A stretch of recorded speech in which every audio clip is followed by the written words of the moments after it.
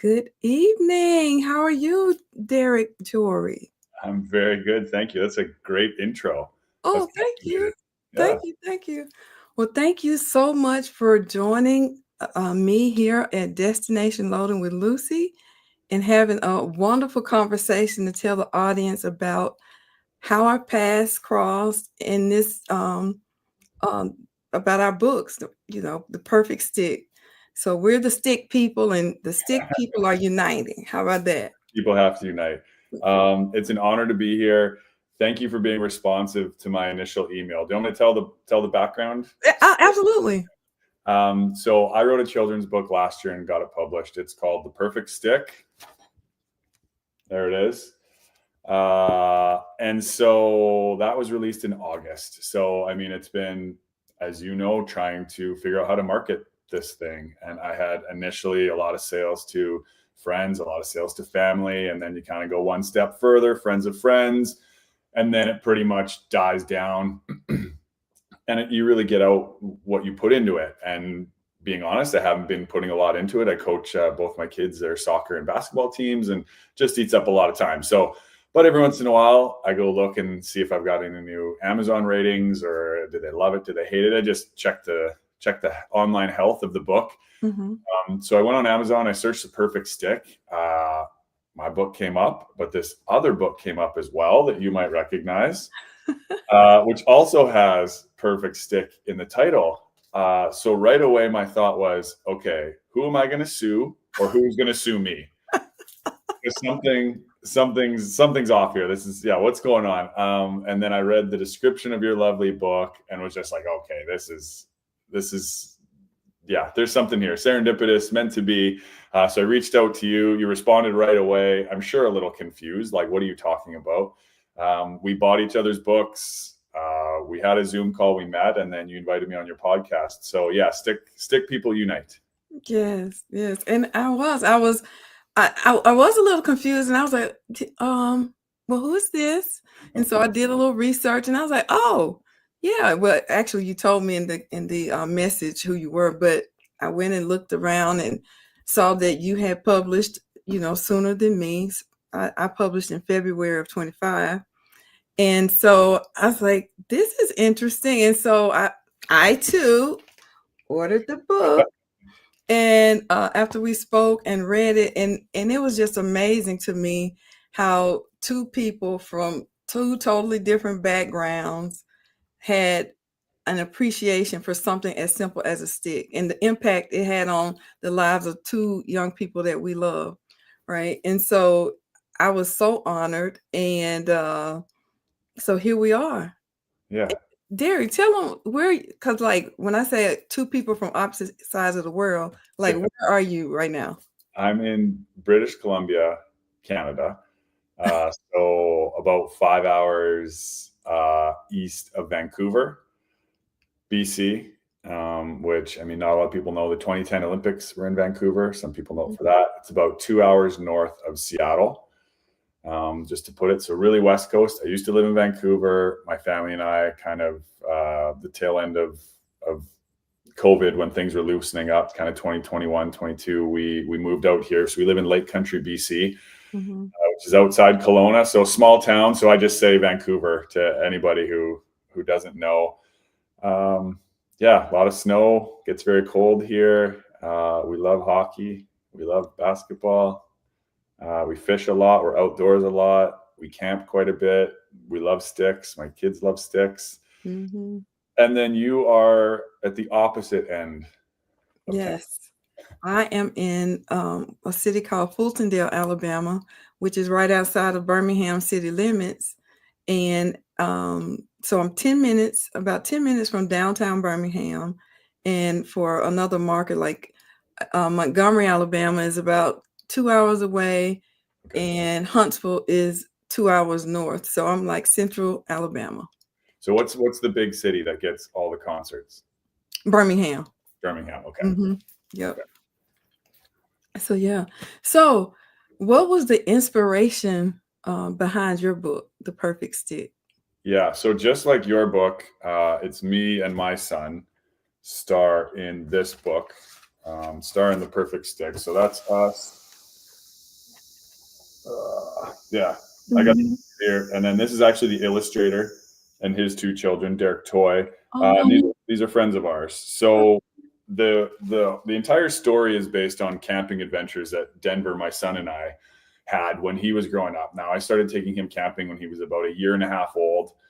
He turns 15 in a couple weeks, so we've been camping a lot for a long time.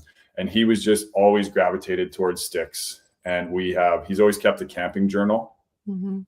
to write about his adventures camping, and a lot of it was about sticks. Was about sticks, sticks, sticks. So he was about 5 or 6 years old when I wrote down the perfect stick, and I started making notes based on our adventures. So it was never, I didn't never know it was going to be a book, or didn't really know what it was going to turn out to be, but just wanted a record of our adventures and our time that I cherished so much. And then, yeah, I think again, COVID, I just had all that extra time, and I got an art desk. I sat down, got some big pieces of paper, and just started to get get this out of me, get it out of my notebook, get it onto something. And then it was probably a year and a half, just refining it, better words, different words. What does that word actually mean? Is that the best word? Should it rhyme? Should it not rhyme? All the stuff. Mhm.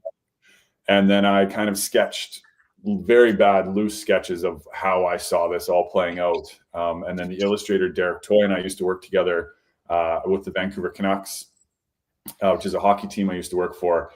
And there's no one that I wanted to do this book with except him. And he just brought it to life in such a way. The illustrations are so great. And he works on a bunch of Netflix shows. Oh, And wow. he just has such an eye for it. But it was, I mean, we weren't getting paid to do this book. Obviously, it's a passion project. So it was always on the side of his desk. So it took a while to Mhm. get it illustrated and get it out. But then, I mean, once you have that book, once you have that feeling of, I mean, I did it to see if I could do it, and Mhm. so that Denver, and now I have a daughter, Mabel, who's 6, so that they could kind of have this legacy Mhm. piece as well. And then the marketing and all that on top of it. Obviously, I didn't think that far ahead, but I've worked in marketing my whole life, so really I should have. And then having friends and family order it, and then hear that it's become a part of their bedtime routine, and their kids love it. And yeah, the one I had someone, my brother's friend, actually FaceTime me when the book first came out, and his son was bawling. And I said, "Oh my goodness, like he didn't like the book. What's going on?" And he said, "Well, no, he took it to school today and he ripped the cover, and he's so upset." And he said, "Can you tell him that it's okay? The book is still good." And I said, "Well, actually, I think you better get your dad to order another one. You need a fresh copy." So I probably got another sale there. Yeah, and that's amazing. And you're right. It was it's a passion project, and I had the same thoughts. I wanted one day when I'm no longer here, or when True gets to be a teenager and he wonders what, kind of what was our time like when he was a child, because he's autistic, nonverbal right now for the most part. Yeah. He's using more words, so that's good. But I wanted him to know that the things that we did. I wanted a record of Mhm. our interactions and what they meant to me, Yeah. and what it felt like from his perspective in his communication to me. Because I when I actually was inspired to write the book when my daughter told me that she was pregnant in 2022. Okay. Um, or excuse me, she's pregnant in 2021. I took notes in my phone. I looked it up. It was August 2022 where I started jotting down, write a children's book, about a little boy. And I had some other notes that'll be used for future volumes of future books. But it wasn't until he was born and walking, and like 2 years old, 18 months to 2 years old. And when I would visit and go outside, because I used to live in Virginia. Mhm. And I actually moved back to Alabama to be closer to him. And so when we would go outside, he would always find a stick, and he can spot it covered up. And I mean, and I'll be like, "What are you looking for?" And he'll go and pull up a stick, and we could not get him to leave the sticks outside. Yeah. Yeah. Sticks are brought into the house. And for me, that was a huge change because I'm not an outdoors, or I wasn't an outdoorsy kind of person. Don't like bugs, don't like all that jazz. But to see him in his element outside, it changed that for me.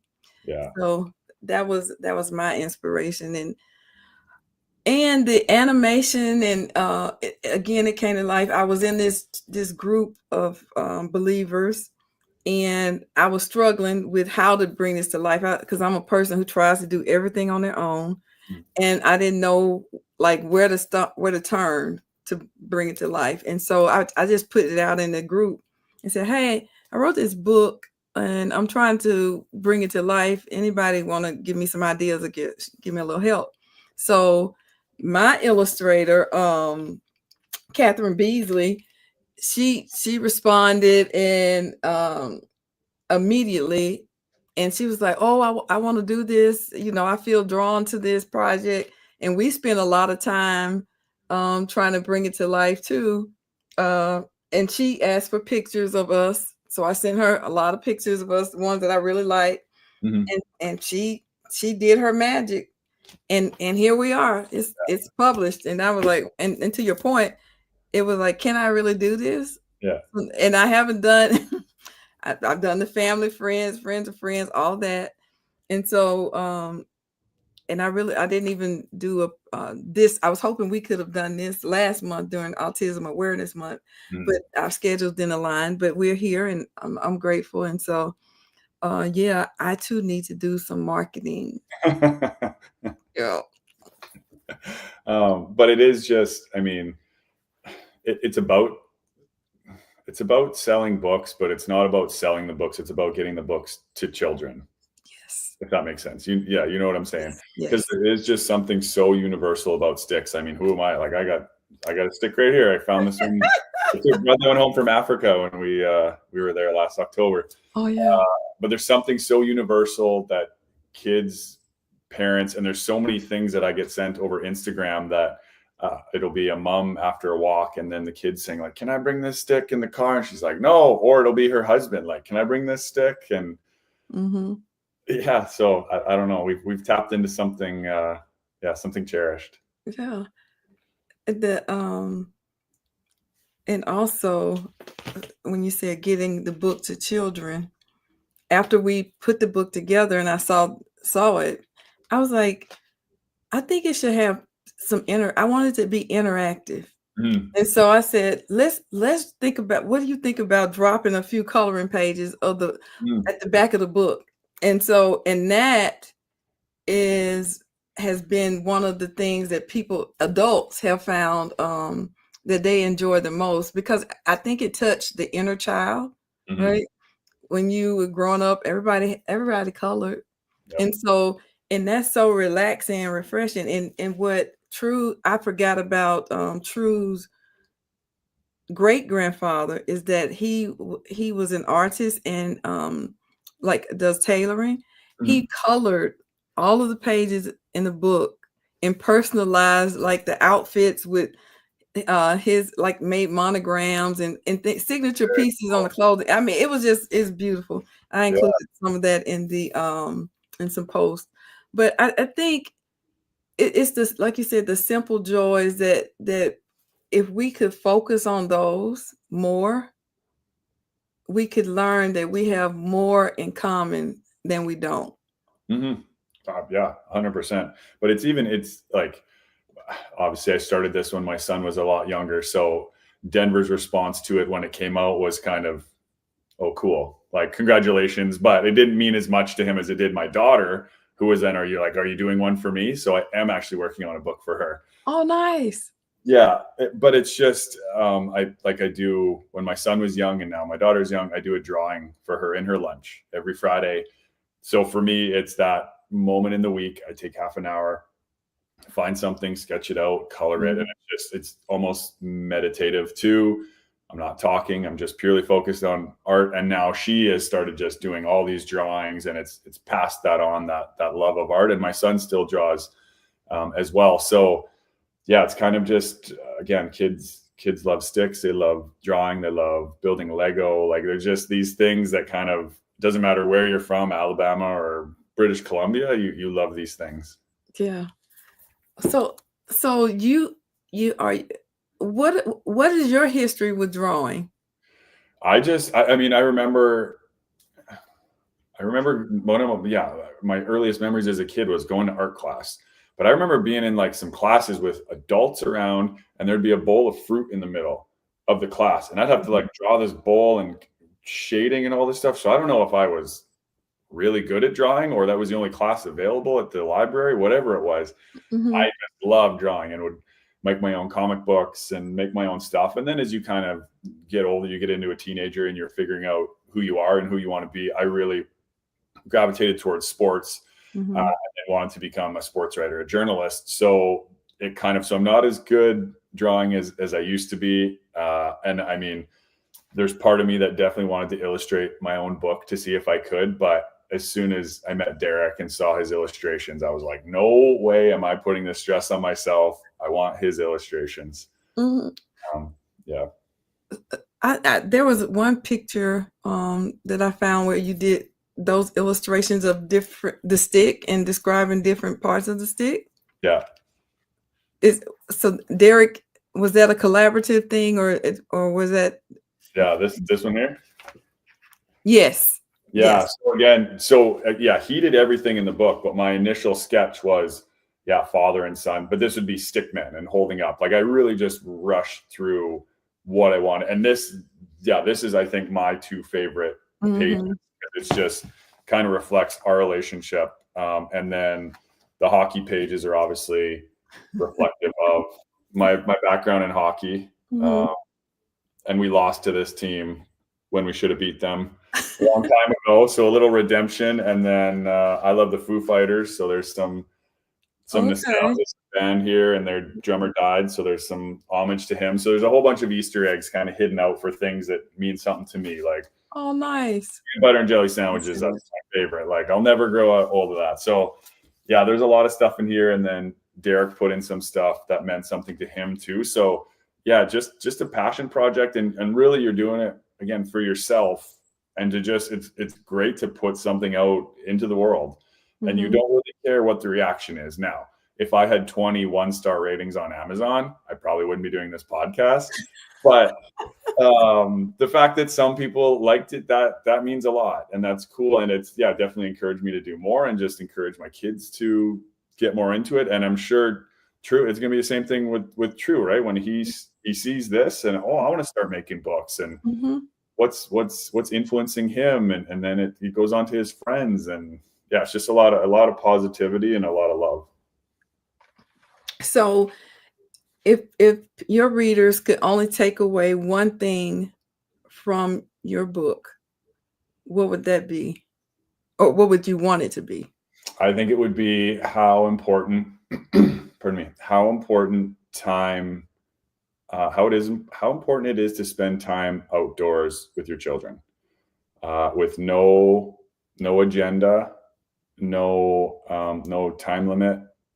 Um, just let them lead, right? Because I think so much of day to day is we've got this now. You've got to do this homework. Okay, I got to make your lunch. So Mabel will be doing her art while I'm doing dishes. So it's not like we're spending that time together, right? Right.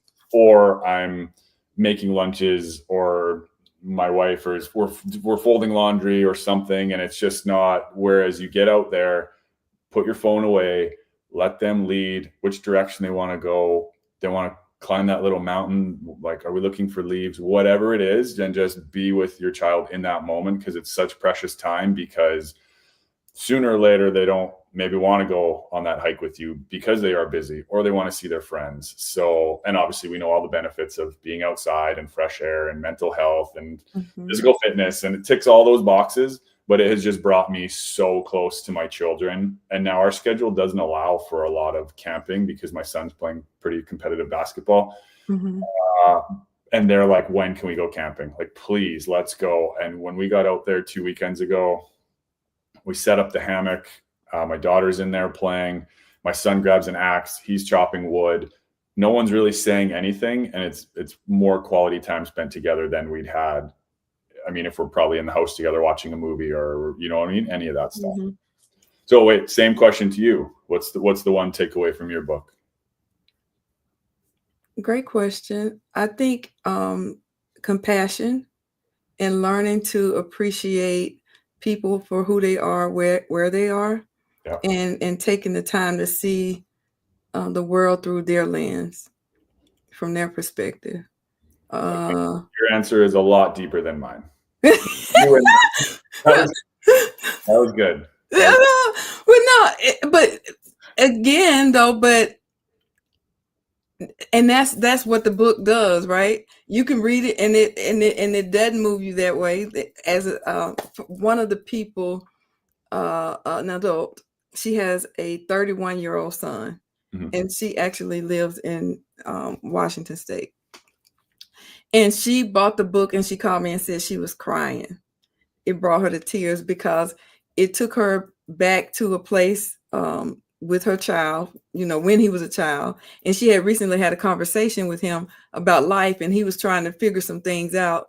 And she said reading the book reminded her that he's going to be okay. He's going to figure it out. And that's the thing, right? The perfect stick is going to have so many different meanings to so many different people. Yeah. Because to us, we're just appreciating the stick.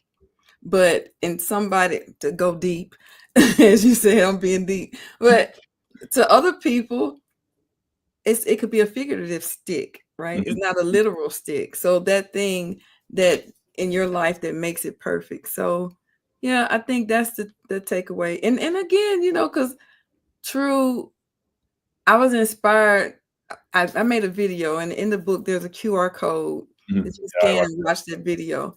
Yeah. And you can see him outdoors with the stick tall as he is. It's really a limb, it's not a stick. but and I was like, it's just something about him, right?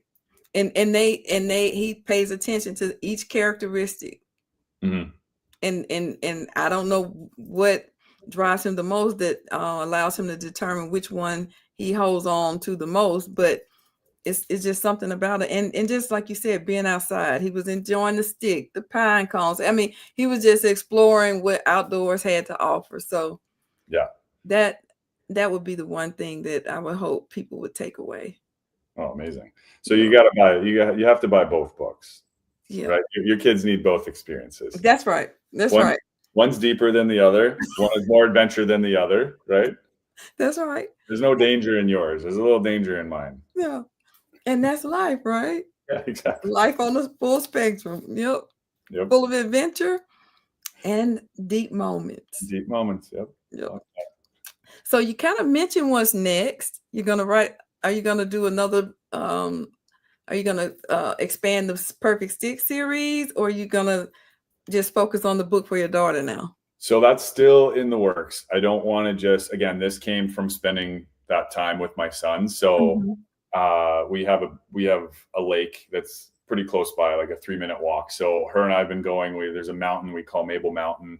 So I'm just kind of drawing inspiration again. What is she drawn to? What is she into? What does she do with it? So I don't think it'll be, again, stick related. I think that's kind of been claimed and done. But she loves it as if that's her on the cover. And I'm going into her school. I've been in her class and did a reading, and I'm actually going to the school and doing a reading at the library. So she brought me in the school today, and my picture's up on the door with the book and stuff. So she's got a lot of pride.